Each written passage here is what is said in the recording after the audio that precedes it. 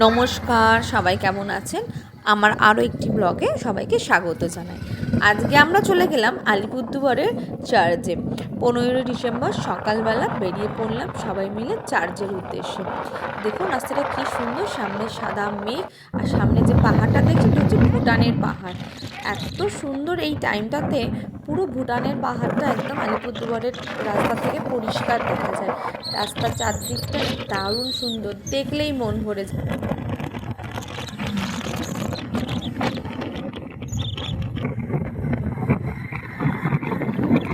খুব সুন্দর পাহাড়টার ভিউটা আসছে, মন করছে সারাক্ষণ যেন তার দিকেই তাকিয়ে থাকি। দূরে যে বিল্ডিংটা দেখা যাচ্ছে এটা হচ্ছে সেন্ট জেভিয়ার স্কুল। আলিপুরদুয়ারেই সেন্ট জেভিয়ার স্কুলটা অবস্থিত।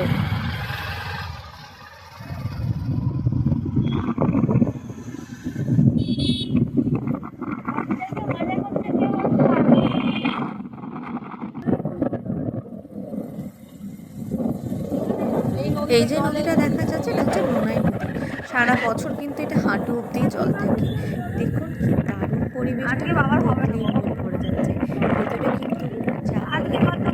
এখন এই জায়গায় চা বাগানের চাষ হয়ে গেছে বলে এখন জায়গাটা ফাঁকা ফাঁকা লাগছে, কিন্তু যখন চা ভরা থাকে দারুণ কিন্তু লাগে। বলতে বলতেই চলে এসছে চা বাগান ভরা একদম চা গাছ, সবুজ চারিদিকে তাকালে সবুজে সবুজ। সবাই কিন্তু ফটো সেশন করছে। চলে এলাম আমরা কিন্তু জংশনে, যেখানে চার্চটা অবস্থিত। চার্চের পেছনে কিন্তু বিশাল বড় মাঠ, আর মাঠের পাশে কিন্তু চা বাগানে ভর্তি। এই মাঠে দুদিন ধরে কিন্তু এরকম মেলা হয়, প্রচুর খাবার দাবার, বাচ্চাদের চড়ার জিনিস, নানা ধরনের জিনিস কিন্তু এখানে বসে।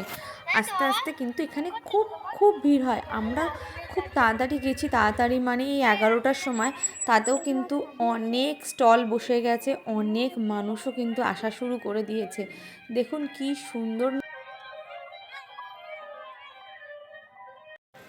হ্যালো, আমরা আজকে চলে এসেছি আলিপুরদুয়ার চার্চে। তো দেখো এখানে কিন্তু সুন্দর একটা ছোট্ট, খুব সুন্দর একটা মেলা বসে ছোট করে।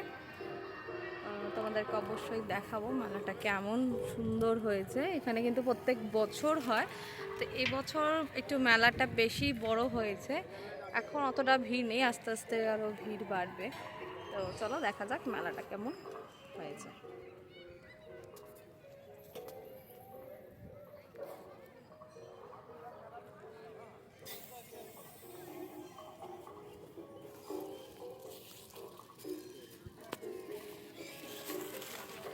প্রচুর প্রচুর মেলা।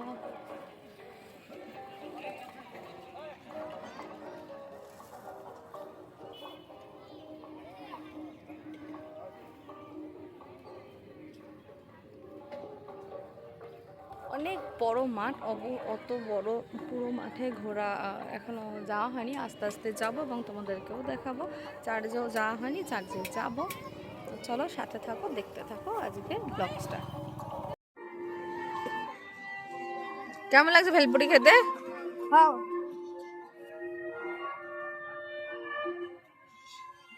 টাকা দিই টাকা। এখানে কিন্তু দারুণ একটা খাবার পাওয়া যায়, নাম হচ্ছে ভেলপুরি। আমরা সাধারণত ভেলপুরি মানে মুড়ি মাখাই জানি, বাট এখানে ভেলপুরি মানে হচ্ছে, দেখো এখানটা বানিয়েছে, এই যে এই জিনিসটাকে ভেলপুরি বলে। এখানে দাদা ভাজছিলেন, তার কিছু ক্লিপস আমি নিয়েছি। দাদার ভেলপুরিটা কিন্তু দারুণ ছিল। এটা কিন্তু ময়দাটাকে নানা রকমভাবে মেখে এরমভাবে ভাজা হয়। দেখো এই যে ময়দার গুলি আছে, ওগুলোই সুন্দর সুন্দর করে ওরা হাতে করে বানিয়ে এখানে দিয়েছে, চাটনি দিয়ে ভালো করে মেখে দারুণভাবে সার্ভ করে। আমরা ঢুকে গেলাম চার্চের মধ্যে, চার্চের গেট দিয়ে এন্ট্রি করলাম। এখনও চার্চে ঢুকিনি। চার্চের বাইরের অ্যাটমসফিয়ারটা সবাই দেখো দারুণ। এখানে কিন্তু খুব ছোটো ছোটো ছোটো করে জিসাসের বার্থডে টাইম সেগুলো সুন্দর করে সাজিয়েছে, দেখতে থাকে।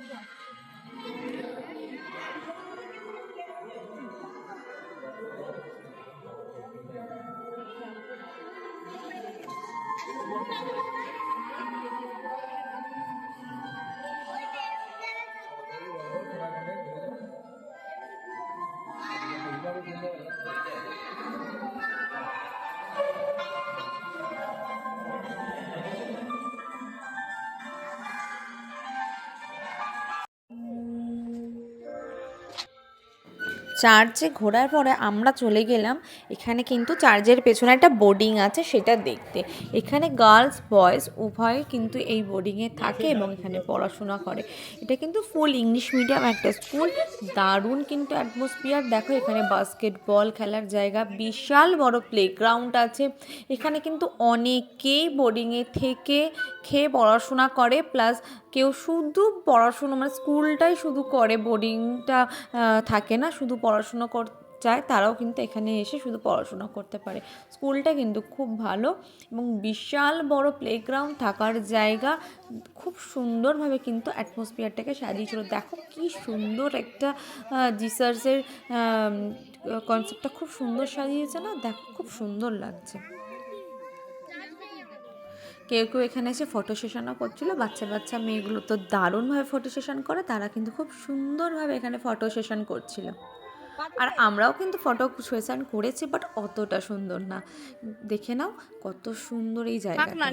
যারা যারা এই চার্চে এই বোর্ডিংটায় গেছো দেখেছো অবশ্যই কিন্তু কমেন্ট করে জানিও কারা কারা গেছিলে সেদিনকে এই চার্চ এবং এই বোর্ডিংটা ঘুরতে।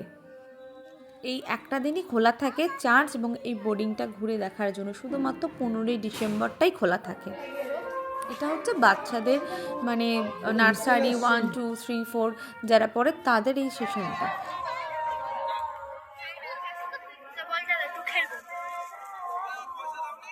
না না না, আমার কাছে পয়সা কোথায়?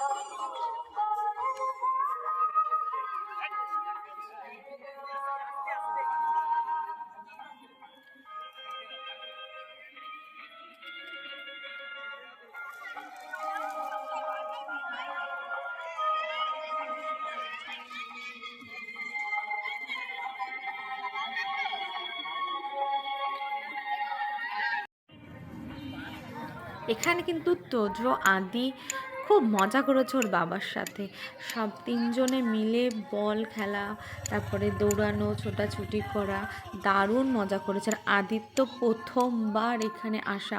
তোজো আগে এসছে অনেকবারই ওর বাবার সাথে, আমার সাথে, কিন্তু আদির কিন্তু ফার্স্ট টাইম এই আলিপুরদুয়ারের চার্চে আসা। ওরা এই মেলার থেকেই বল কিনে দুজনে মিলে বাবার সাথে খেলতে শুরু করেছে। আর বাবাও কিন্তু মজার সাথে খেলছিল ওদের সাথে। যতই হোক নিজের ছোটোবেলার কথাও তো ফিরে আসে না মনে।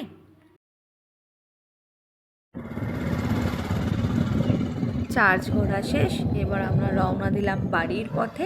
বাড়ির পথে যাবার সময় এই ডার্জিলিংয়ের চা বাগানটা অসাধারণ লাগছিল। মাঝে একটুখানি নেবে আমি ফটো সেশনও করে নিয়েছিলাম, সেটা কিন্তু রিল তোমাদের সাথে শেয়ার করেছি। এই যে কিছু পিকচার তুলেছি, দেখো কেমন লেগেছে।